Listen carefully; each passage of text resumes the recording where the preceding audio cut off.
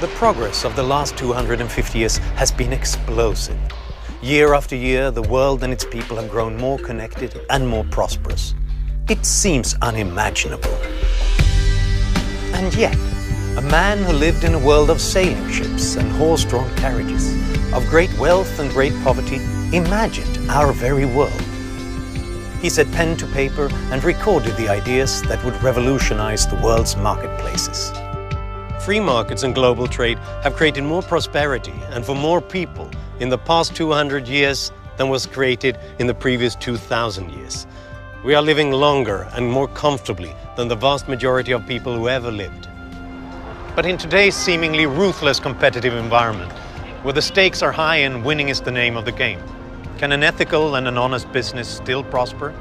Has the global economic system become so big and complex that morality and human empathy are no longer relevant? Where insiders and the rich get richer and the middle class and the poor get poorer, and the free market is no longer free? I'm Johan Norberg, a writer and an analyst born and raised in Sweden, and these issues are of great concern to me. Therefore, I'll take a new look at the ideas of the man many consider to be the father of the modern world. He was a Scotsman named Adam Smith, a moral philosopher, a bold voice of the Scottish Enlightenment, and the world's first economist. He recorded his revolutionary ideas in two remarkable books, The Theory of Moral Sentiments and The Wealth of Nations. Those ideas changed the world, and in the next hour we'll explore how they continue to power our world today. Funding for this program has been provided by John Templeton Foundation and Templeton Religion Trust.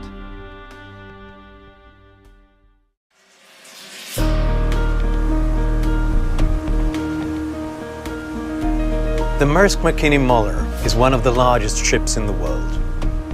It is also one of the most modern cargo carriers on the oceans today, carrying Adam Smith's ideas on world trade to a level imagined by only one man. By opening a more extensive market for the produce of their labour, it encourages them to improve productive powers and thereby to increase the real revenue and wealth of the society. In command of the huge ship is Captain Jes Meinertz, a 25-year veteran of the sea lanes. You see the vessels getting bigger and bigger. You have seen an increasing volume of cargo going from one part to another part. And I think that trend will continue. The massive scope of international trade today would have been unimaginable even a few decades ago. But Adam Smith foresaw the workings of such a world more than 200 years ago. He wrote that free markets and free trade would connect the continents and result in global prosperity. Today's markets have grown to global proportions, and revenue and wealth have soared. Just one way that Adam Smith's ideas continue to change the world. Captain Meinertz and his crew are on a journey that will take them over 12,000 nautical miles, from Shanghai to 3 more stops in mainland China, Hong Kong, and then through the Suez Canal.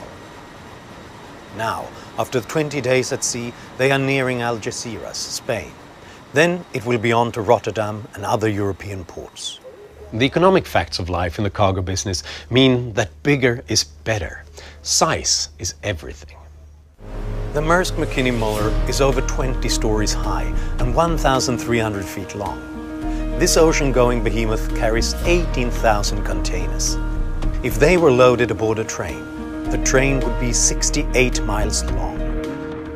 The containers hold everything from fruits and vegetables to furniture and electronics, from appliances and kitchenware to vehicles and auto parts, a vast variety of consumer and industrial goods to feed the growing demand of a globalized world. In China, for example, you have 1.2, 1.3 billion people, and the middle class is growing. And of course, there will be consumers like in the US and like in Europe. And of course, that will create even more a demand for goods to be transported around the world. It's early evening when the ship arrives in Algeciras, Spain. Now, working through the night, over 2,500 containers will be offloaded within 10 hours. Then, once again, the ship will be on its way. Every day of the year, thousands of container ships enter hundreds of ports around the world. Adam Smith would be amazed. Every corner of the earth is now linked to every other. Each day, more people become connected by global trade. Each day, because of it, life gets better for millions of people. So who was this man who predicted that trade would lead to prosperity? Who foresaw this global progression out of poverty? Smith took ideas of economics that were really in the bow and arrow stage and made them into a modern theory, which actually still drives our economic thinking today. People call him an economist. He was really a social psychologist. He wrote about ethics, he wrote about law, he wrote about politics, and obviously wrote about economics. The man many consider most responsible for today's prosperity. Indeed, the father of modern economics. First made a name for himself as a young man here in Edinburgh, Scotland. This historic city was then the centre of the Scottish Enlightenment, and Adam Smith was one of its brightest lights. He had written an amazing book, The Theory of Moral Sentiments, and that had propelled him into popularity. He would go on to write another, which was equally popular and eventually better known, The Wealth of Nations. Together, these two books described a powerful system of guidelines linking morality and economics. Adam Smith was one of the greatest minds of all time. His great gift was observation, and his study of human nature as it appeared in different types of society at different periods of history is absolutely awesome. Adam Smith was born in 1723 in the small seaside town of Kirkcaldy, Scotland, where he learned about morality and economics at the local merchants' market. He studied at Glasgow University, became its top administrator, and then a pillar of the unlikely intellectual revolution called the Scottish Enlightenment. He lived, lectured and socialized in Scotland's capital city of Edinburgh. He had eloquently argued the power of free markets and the division of labor to enable people of all strata of society to become more prosperous. The institutions that Adam Smith recommended have proved empirically and historically now to correlate positively with all of these metrics of human well-being. Smith was particularly concerned about the well-being of the least well-off and thought that markets, especially the type of commercial society he wished to defend, would be of immense benefit to precisely those people.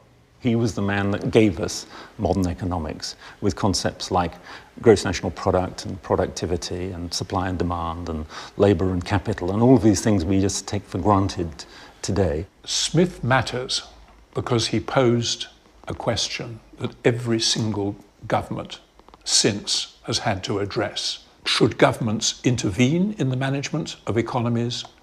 Should they leave it to market forces? Could market forces, on their own, alleviate poverty? Smith actually believed that they could. He had lived to see that his revolutionary ideas worked, to see life for the average Scotsman actually improve, and most important for Smith, that the poor were beginning to do better. So, do Adam Smith's revolutionary ideas, now over 2 centuries old, apply to the poor in today's developing world, as they did in Europe and America in Smith's day? Do they still have the power to transform the world? One success story with a surprising Scottish connection is Hong Kong. For much of its past, Hong Kong had been one of the great trading cities on earth. Packed with thriving businesses large and small, Hong Kong had no natural resources and little agricultural land. Only a beautiful harbor and a population of remarkably industrious people. By the 1960s, the colony was crammed with millions of refugees fleeing the civil war in mainland China. Hong Kong was a city hobbled by poverty. There were water shortages and thousands of refugee families called the harbor home. But everything would change because of the vision of one determined man, Sir John James Cowperthwaite, Hong Kong's financial secretary from 1961 to 1971. He was also a Scotsman and very much a disciple of Adam Smith. Sir John Cowperthwaite is one of the great unappreciated heroes of political economy. He implemented in Hong Kong an experiment. He applied his theory of what he called benign neglect. So he instituted in Hong Kong the system of Smithian political economy to see what would happen. Cowperthwaite built a Hong Kong that had relatively little corruption, an efficient and independent judiciary, individual property rights and respect for the rule of law. He instituted an uncomplicated tax system with low rates on both individuals and business. The overall tax burden was half that of the United States at the time. And he implemented the Smithian system of peace, easy taxes, and a tolerable administration of justice. And look what happened. Little else is requisite to carry a state to the highest degree of opulence, but peace, easy taxes, and a tolerable administration of justice, all the rest being brought about by the natural course of things. In Cowperthwaite's decade as financial secretary, real wages rose by 50%. Between 1960 and 2014, Hong Kong's GDP per capita adjusted for inflation increased more than 10 times. And they turned what was effectively a rock in the 1950s to one of the most prosperous places on earth today. Even now, under Chinese rule, Hong Kong remains one of the world's most important financial centers. It's proof that with the right policies in place, change can come quickly. And today, the people of Hong Kong, despite continued unrest and demands for a greater say in their future, have a higher income per capita than their old colonial masters in Britain.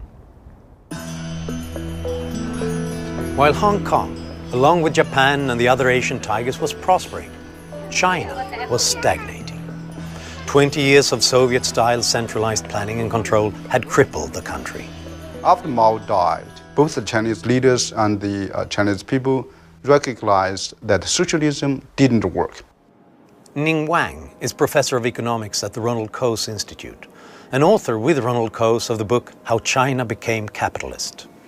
They tried new ways to organize the economy, and what emerged spontaneous was something we here recognized as the market economy. And in China, it's called socialism with Chinese characteristics. Socialism with Chinese characteristics translates to change from the ground up or spontaneous development. Add to this the power of a market economy, and you have two of Adam Smith's most essential concepts. They gradually opened up the economy, allowed private sector to enter in one industry after another. And of course, once the private enterprises entered any sector, they quickly outperformed state enterprises. The small market economy which leaders had allowed to even out the rough spots in centralized planning mushroomed. Today, China's private sector contributes 60 to 80% to the country's job growth and 60 to 70% of its GDP. So that forced them to resort to their own tradition, seeking truth from facts. Be practical, be open-minded, not trapped by any pre-existing ideology. It's estimated that in the last 3 decades, over 600 million people have risen out of poverty in China. That's an accomplishment unmatched anywhere, at any time on Earth. And today, thousands of young Chinese are joining a global movement to discover how to maximize their nation's potential. Tens of thousands of students from all over the world have come to America to study. Many of them are here at the University of Chicago, one of the world's foremost academic institutions. Xingxing Li is a PhD student at the University of Chicago Law School, and she's studying the effects of government regulation on the economy.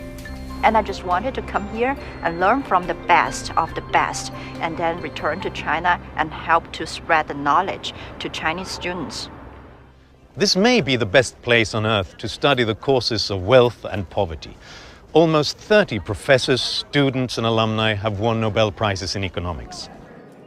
Today, Professor Ning Wang is at the University of Chicago to preside over a unique seminar. These University of Chicago scholars and students are from China, and they've all come together for a luncheon and a seminar to explore an interesting and surprising mix: Adam Smith, capitalism, and communist China. Such a conversation, even their presence here in the West, would have been unthinkable just a few years ago. Good afternoon, welcome everyone. And we're going to have this seminar, Adam Smith in China. And we have a group of scholars, students, who have expertise on Adam Smith. Adam Smith is the first generation of economic theorists. I think classical economics would believe that like until market fails, there's no need for governmental intervention. It is the highest impertinence and presumption in kings and ministers to pretend to watch over the economy of private people. Yes, market works, but market needs something like morality. The people will trust each other, or at least they want to try to trust each other.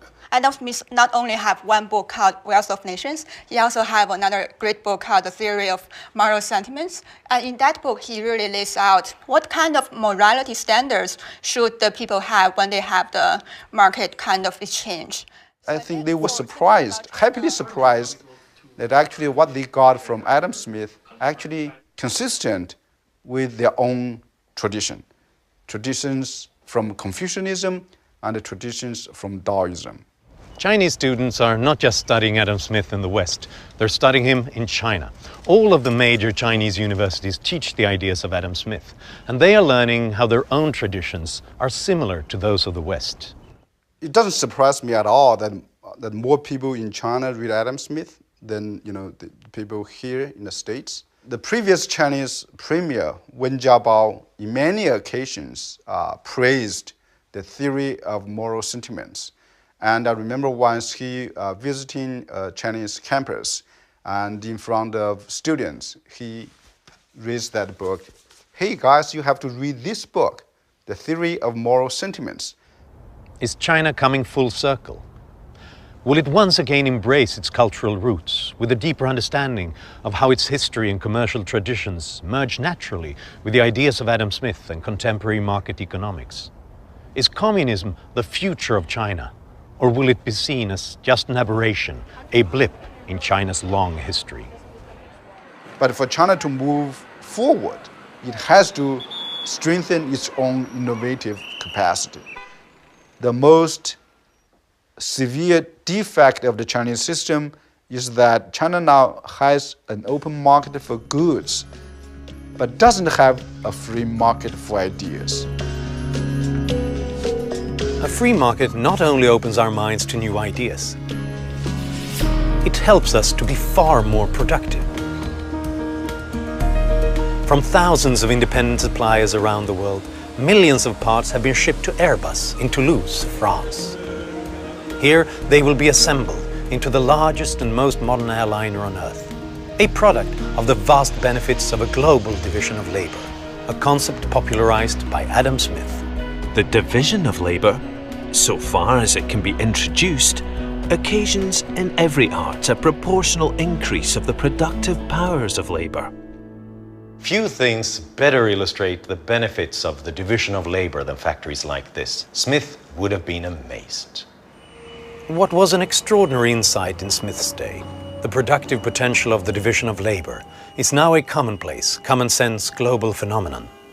Here we are in our mock-up hall here in Toulouse. We have full-size models of the major models that we produce for Airbus. Alain Pardo is the head of marketing communications at Airbus in Toulouse, France. They're fully furnished, so they have seats and galleys and furnishings, just like a real airplane. If you like, it's sort of a showroom. We are many thousand people in Toulouse, but we're of course a global company, we're not just French. So an A380 is a very big airplane. In fact, it's the world's largest commercial airplane. And what really distinguishes it is the fact that it's got 2 decks, 2 levels, 2 cabins. And it's an airplane that probably has something in the order of 4 million individual parts. 2.5 million of those are unique part numbers. We must have something in the order of 1,500 suppliers in probably about 30 countries. And each of those suppliers does what they do best. They specialize in their own area of expertise. The wings are constructed in England, and each contains 32,000 individual parts. The wing is enormous. It's huge. The wingspan of this airplane is about 80 meters. That's something in the order of 250 feet. So it's bigger than almost every other airplane ever flown, and certainly the largest commercial airplane flown. Smith first described the division of labor by looking at the manufacture of simple pins. We've come a long way since, but the principle is still the same. The larger the scale of the cooperation, the greater the chance of specializing. I think for one company to try to do everything on its own would be prohibitively expensive in terms of just not money, but resource, people, know-how.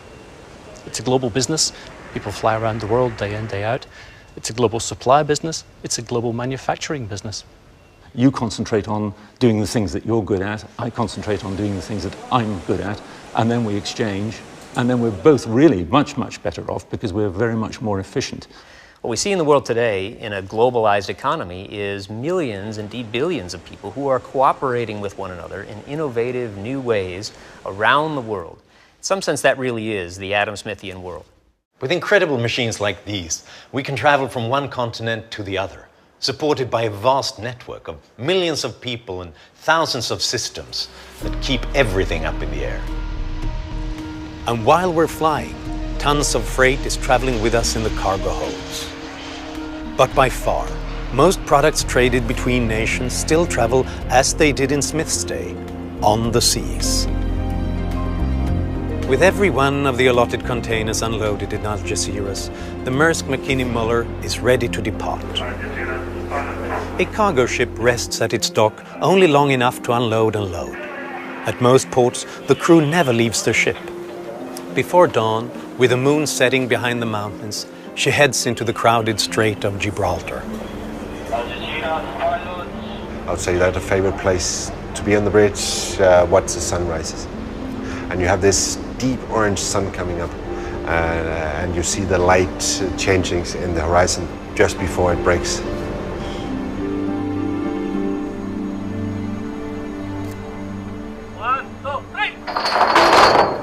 Aboard the Maersk Mc-Kinney Møller, the crew on the giant ship settles into their daily rhythm, checking the bracing on the containers, keeping the ship clean, and performing routine maintenance. Maersk is a Danish company. The captain and his senior officers are from Denmark. The rest of the crew is international. That is correct, leaving Algeciras bound for Rotterdam. In the past, everything has to be done manually. Nowadays, a lot of the functions that we control are done automatically via computers and monitors. And that, of course, requires less manpower. An officer or navigator nowadays is actually, he's not steering the big wheel anymore. He's basically monitoring all the automated systems on board. The 24 crew who run the ship are spread over its quarter-mile length. They seldom see one another. They come together at mealtime, 3 times a day. Romy, the Filipino cook and oldest member of the crew, prepares a diverse menu with dishes that make the men feel at home. It's a time to relax, share information and plan for the work ahead.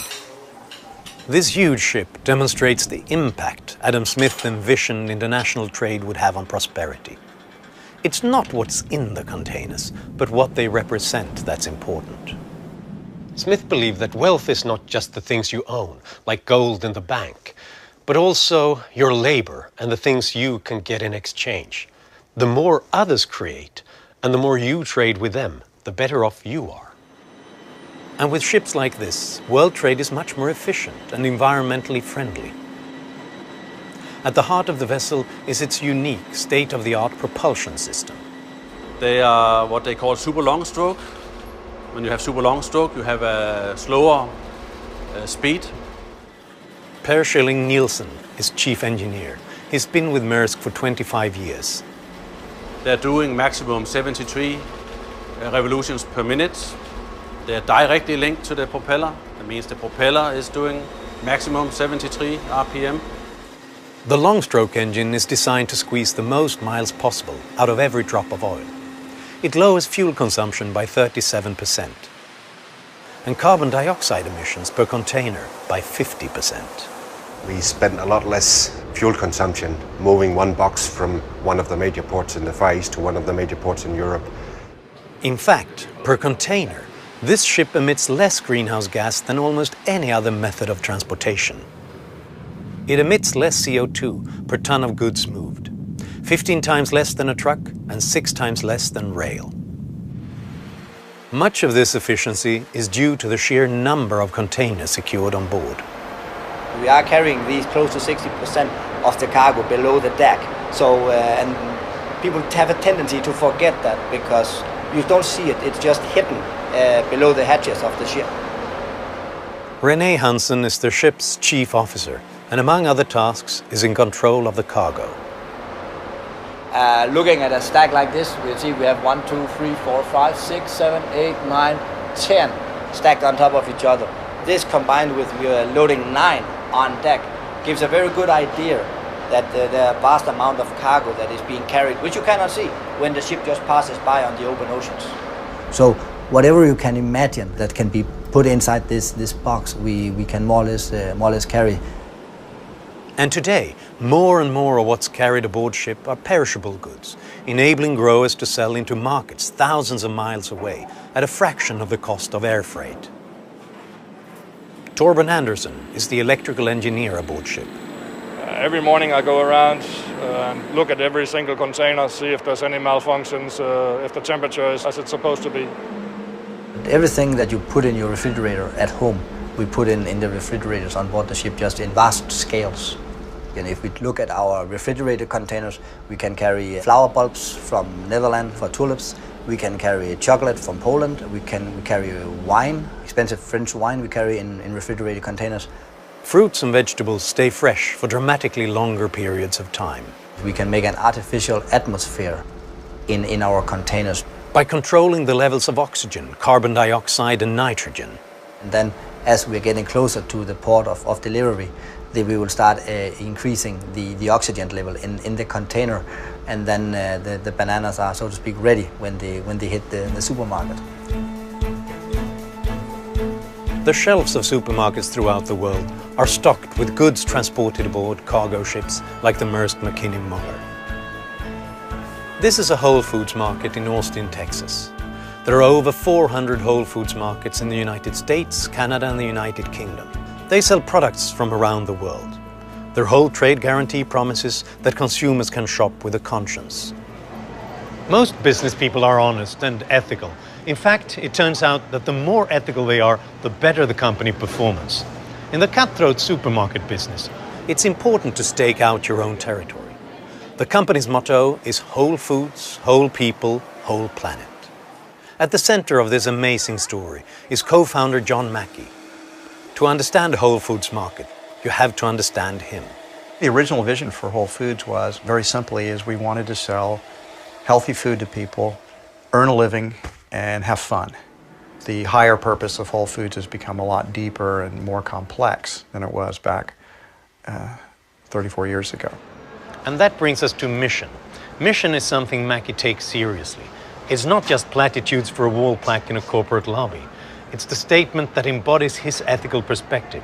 We want to sell healthy food to people, help people to reach their highest potential through having good health. We also have a sense that the people that work for us should be flourishing and should be happy in their work, and we also feel a responsibility for the larger communities that we're trading with. It's been on Fortune's 100 Best Companies to Work For list for 18 years in a row. What seems to make Whole Foods so successful is that the people who work here are strongly committed to all the stakeholders, to customers and team members, to stockholders and suppliers, which has resulted in highly committed employees and very faithful customers. And a lot of John Mackey's philosophy is based solidly on Adam Smith. I mean, Adam Smith was so far ahead of his time. The totality of his ideas are still very, very important and very relevant today. Smith gives us a way of thinking about markets and morality together. For Smith, these are not two things that can easily be extricated from each other, as if one can simply talk about rational economic men on one hand and then moral men in a different sphere on another. Smith understood that you're going to be better at business if you can understand your customers and generally sympathize with them, as well as understanding and sympathizing with your employees. The chipotle, the lemon, the garlic and basil, and the sesame ginger. I really like how I think that most of our guests, when they walk in the door, know that there's something different. For a lot of people, it's the energy of the team members, right? I think a lot of our team members feel empowered and feel fulfilled and therefore feel happy and satisfied in their work. Lindsay Mucha is store team leader of one of the Whole Foods markets in Austin. She's been with Whole Foods for over 10 years. My goal was to work here for 6 months, graduate from college, and then go off and find my career path. And I very quickly fell in love with Whole Foods. I loved the values and the mission. The greatest source of creativity and innovation exists in our team member base. A big part of what we're trying to do is allow them to be themselves, to be authentic, to be spontaneous, allow them to experiment, to create new things, to create the innovations. This helps to illustrate Adam Smith's principle that top-down command structures aren't always the best. Things organize themselves better from the bottom up. The natural effort of every individual to better his own condition is so powerful that it is alone capable of carrying on the society to wealth and prosperity. Many of the institutions that we have, language, markets, you name it, these are indeed the results of human action, but they're not the results of human design. We never planned these things, they just evolve naturally. So note that phrasing. Individual human action, but not individual human design. You don't need a central planning authority to run your society well. And that's a really cool thing about the Whole Foods market culture. You know, it's not top down, it's not a mandate on everything. If someone has a good idea that someone else likes, there's a good chance it's going to spread and work for a lot of people. Carol Medeiros is produce coordinator at Whole Foods Markets in Austin, Texas. I would say that, you know, we're always trying to find what's new and what's next, and a lot of times, most of the time, our best ideas come from the team members that work in the stores every day. Because the team members genuinely care, because it's theirs, right?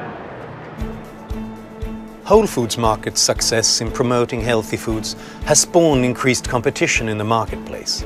In response, the company is opening a new line of stores called 365 by Whole Foods Market, which they hope will make their products more accessible to more consumers. When stakeholder philosophy is adopted in a more conscious way and businesses begin to act in a more conscious way for higher purpose, I think most of the hostility towards business and capitalism will disappear. And I think what's really nice about this, and companies that are able to be mission-driven and purpose-driven and still be profitable, it's that when you put that out there for people to choose, there are people who choose it, and there are people who will vote with their dollars, right? And do it because that's what's valuable to them. So I think that's nice. It's about choice. For markets to make good on the hope that they would bring what Smith called universal opulence to all ranks of people, Smith thought that it was necessary for them to be supplemented by a certain conception of morality. By morality, Smith meant fairness and a level playing field for all. But what happens when some are able to tilt the market to their advantage? Adam Smith asked the very same question 250 years ago. And the problem can be easily illustrated by taking a walk in the woods.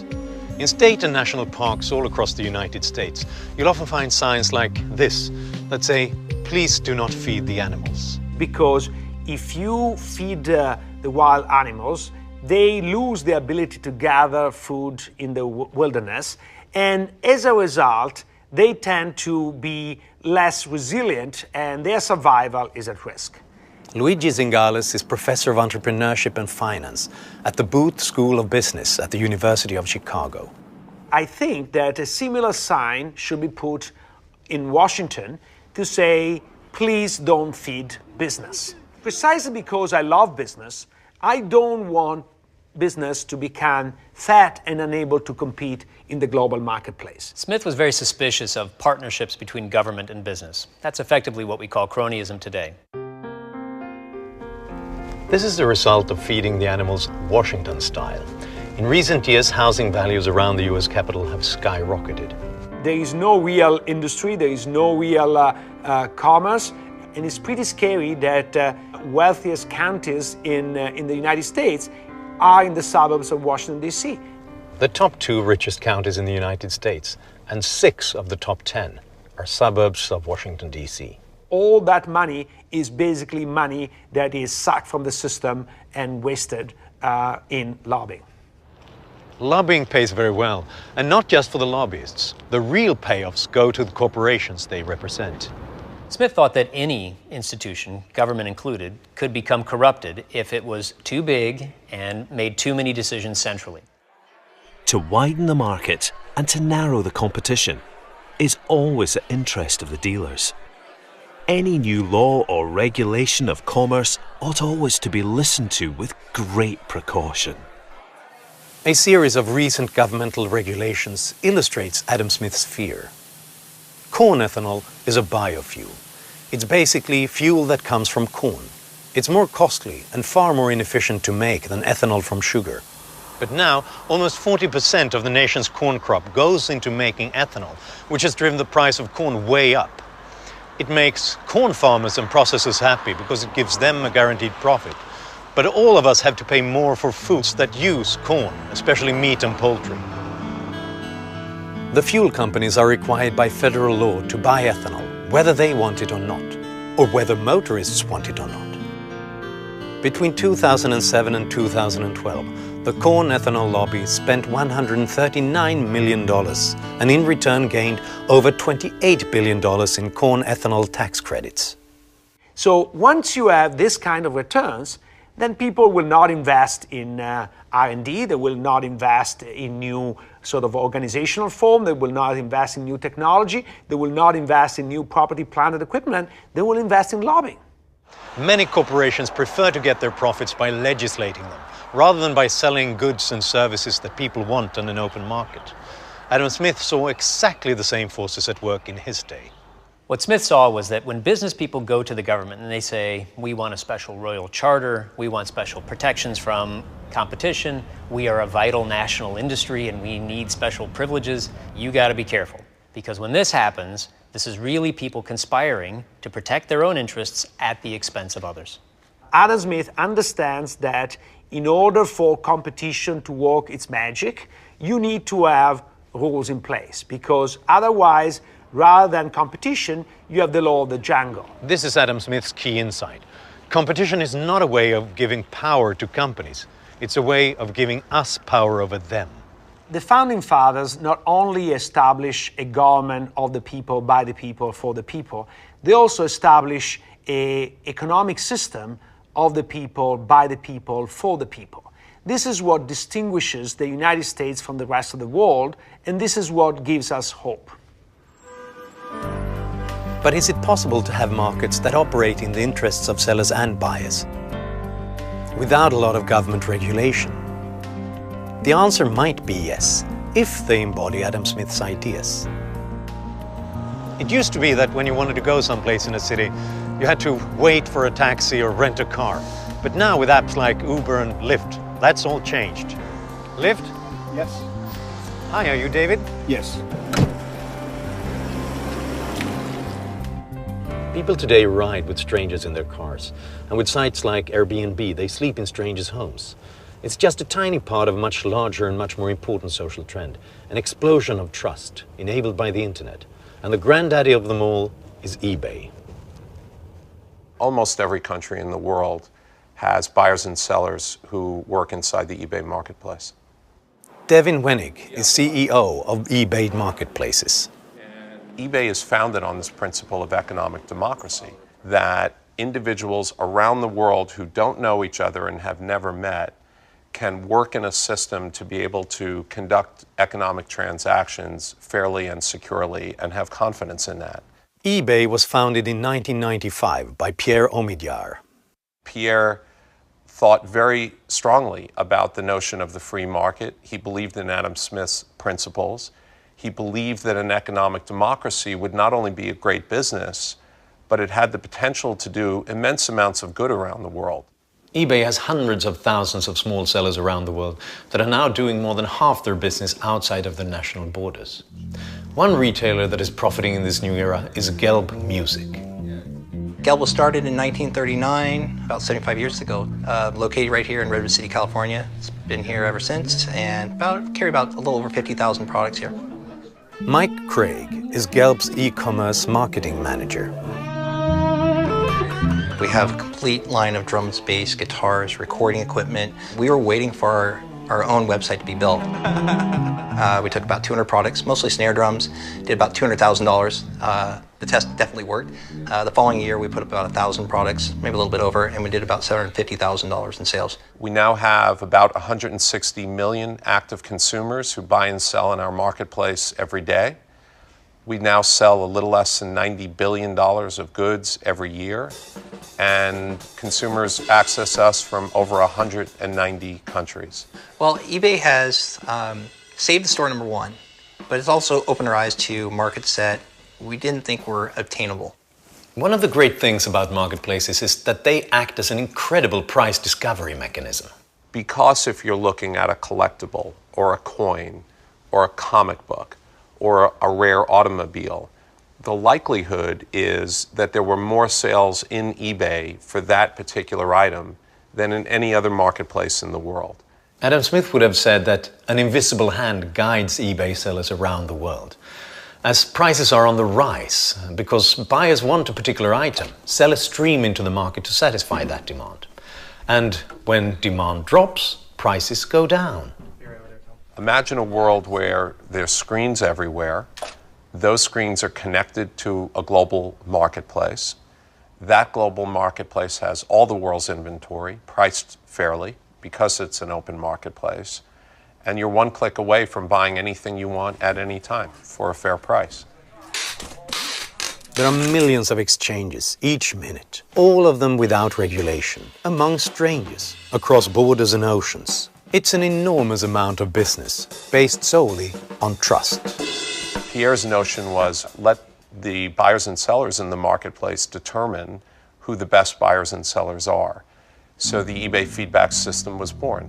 The way ratings work is that when you sell a product, the customer can go back and rate you. Was it a good experience? Was it a bad experience? And that goes onto your record where everyone sees it. Public services are never better performed than when their reward comes in consequence of their being performed, and is proportioned to the diligence employed in performing them. I think being judged by your customers is a wonderful idea. I think that keeps us as sellers on our toes. You have to deliver on what you promise. And if you do that, you're rewarded by more customers and you'll grow. The free market isn't about robbing people or cheating them or stealing from them. It is about cooperating with them. If people trust you, if you're giving them a good service, they will do business with you. If you're trying to cheat them, they might deal with you once, but once they've been cheated, you'll never see them again. Part one of the promise is a fair, open, fast, trusted marketplace that's enabled by technology. Coordinating a global marketplace like this takes one of the largest site operation centers in the world. We do about 300 million searches a day on the eBay marketplace. There are computers and people and systems and processes that all have to work in sync to make sure that that's working 24/7. When we look at forecasting and eBay is going to make up anywhere from 50 to 80% of our sales, that's a huge number. There is a concept of a micro multinational, which I think is fascinating. And there are hundreds of thousands of them alive inside the eBay marketplace. It's that family-owned, independent, just homegrown kind of store. We're just being able to sell around the world now. So without either a strong corporate intervention in the sense of eBay or a strong government or regulatory intervention, this is a community that has grown enormously because in essence it's self-regulated. A free market is one of the most powerful forces on earth, and we've seen that with our business. Adam Smith presented his ideas on the free market in his second great book, The Wealth of Nations, which was published in 1776, just months before the American colonies exploded in revolution. Copies made their way across the Atlantic and into the hands of those shaping the structure of the new republic. The founders were dealing with things like how to structure a government, an economy, the banking system, the church, the military, and Smith had a lot of things to say on all these points. So, does the United States follow Smith's principles? The answer can be found here at the Library of Congress in Washington, D.C. The Library of Congress is the largest library in the world. Its holdings include more than 32 million catalogue books and other print materials, and the largest rare book collection in North America. Included in the collections is the personal library of founder Thomas Jefferson, author of the Declaration of Independence and a lifelong admirer of Adam Smith. His library at the time numbered 6,487 volumes. Mark Dimunation is chief of the Rare Book and Special Collections Division at the Library of Congress. Certainly one thing you can learn by looking at Jefferson's library is the pervasiveness of Enlightenment philosophy and intellectual conversation that plays throughout the creation of the American government. In fact, you could claim that Jefferson's book collection brings the Enlightenment to America. In 1814, the British attacked and burned Washington. On learning of the burning of the Capitol and the loss of the 3,000-volume Library of Congress, Jefferson offers Congress his personal library as a replacement. And in 1815, gentlemen arrived with horse-drawn wagons, took a collection that took Jefferson 50 years to build, left him in Monticello. He never saw his books again, never went to Washington again. But a second fire on Christmas Eve in 1851 destroyed 2/3 of those volumes. Through a private grant, the Library of Congress is now reassembling Jefferson's library, as it was when he sold it to Congress 200 years ago.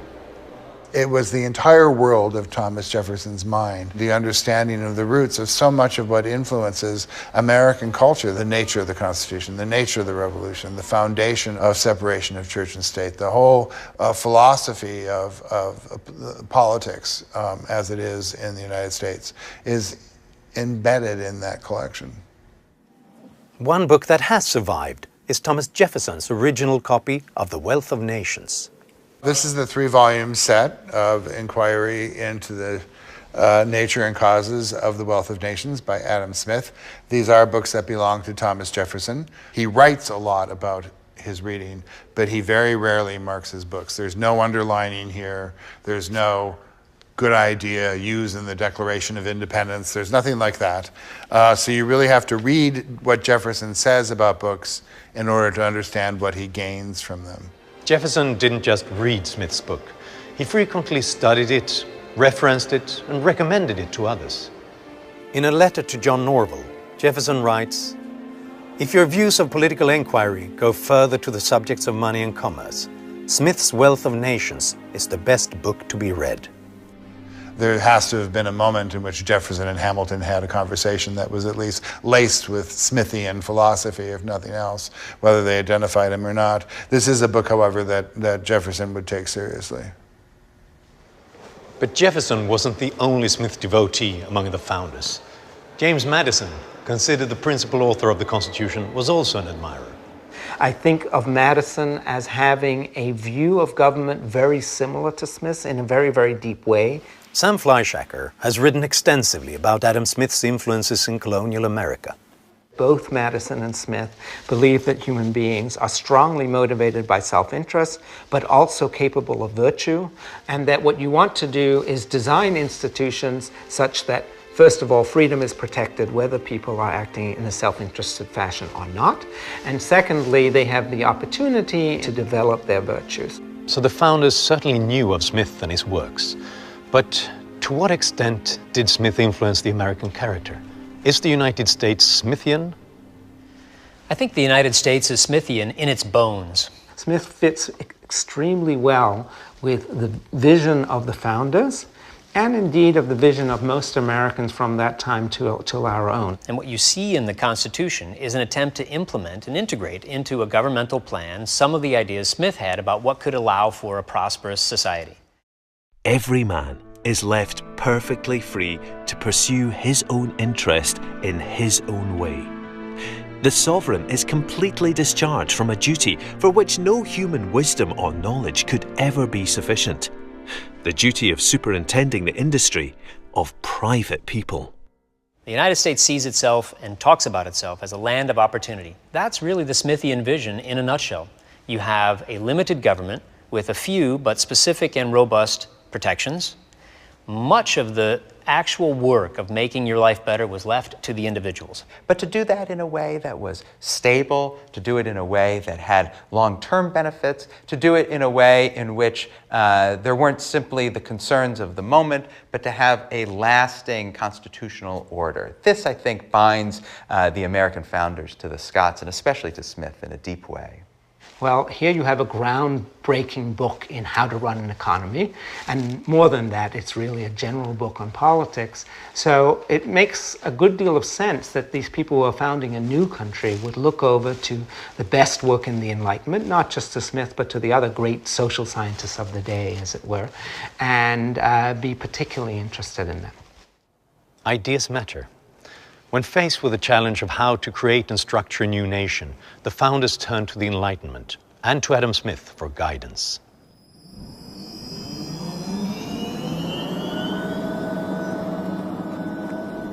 As the Maersk Mc-Kinney Møller steams across the English Channel, she's just a day from her next port of call. Now the pace aboard ship quickens. Lines are prepared for tomorrow's docking. Unloading and loading schedules are reviewed, and charts for the approach to the next harbor are studied. Their destination is the largest port in Europe. Here, where the Rhine meets the North Sea, is the port of Rotterdam in the Netherlands. It is the gateway to the markets of Western Europe. It is the point of entry to a vast network of rail, highways and inland waterways that serves 350 million people. It's pitch dark and hours from dawn when the Maersk Mc-Kinney Møller finally nears the entrance channel to the port of Rotterdam. Bringing a ship this size to a safe berth in such crowded sea lanes will require keen judgment and expert skills. Maas approach. This is Maersk Mc-Kinney Møller. Maersk Mc-Kinney Møller. Maersk Mc-Kinney Møller, Maas approach, go ahead. When a vessel approaches the port, you have this interaction informing you about the in- and outbound traffic, the weather conditions, if there's any change to the pilot time. And Maersk Mc-Kinney Møller, ETA 0645, your draft 14.9. Is that correct, over? Maas approach, Maersk Mc-Kinney Møller, that's correct, over. Still hours before dawn and 14 miles off the Dutch coast, the boat carrying the pilot pulls alongside. To guide the vessel into the crowded port, the local pilot will rely on his unique knowledge and experience.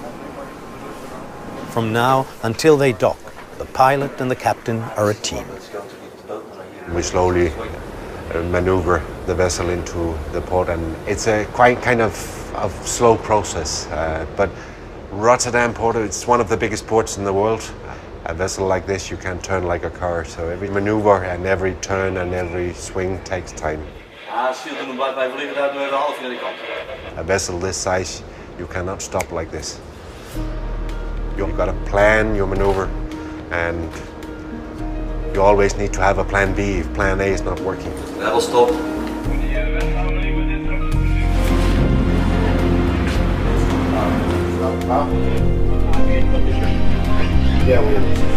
Joining the Maersk Mc-Kinney Møller are almost 100 other cargo ships, a third of them from Asia. In the last 40 years, global trade increased from less than $2 trillion to almost $19 trillion. And Adam Smith predicted that that kind of development would also result in a reduction in global poverty. In fact, 750 million people were lifted out of poverty over those 40 years. As the last containers are unloaded from the Maersk Mc-Kinney Møller, those offloaded first are making their way to waiting trucks, where they will be delivered throughout Europe. And Adam Smith would argue that those containers don't just carry products, they carry prosperity and a better quality of life.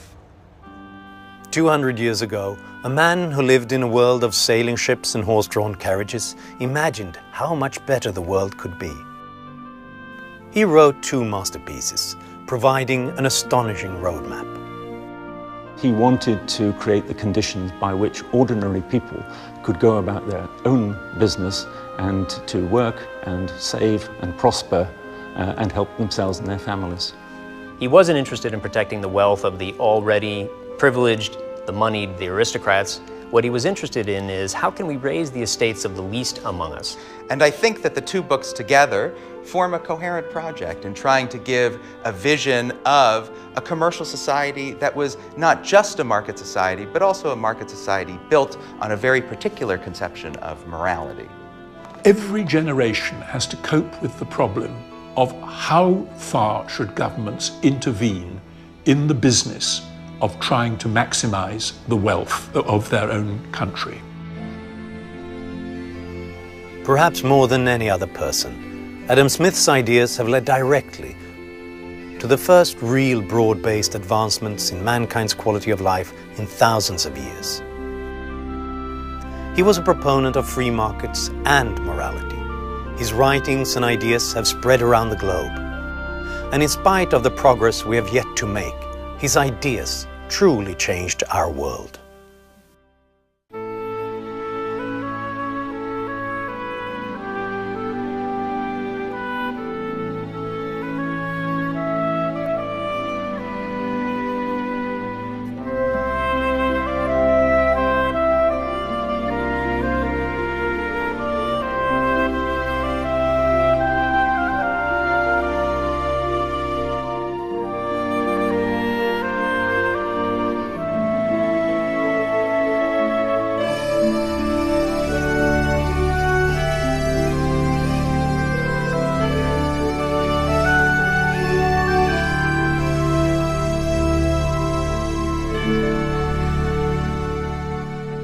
Funding for this program has been provided by John Templeton Foundation and Templeton Religion Trust.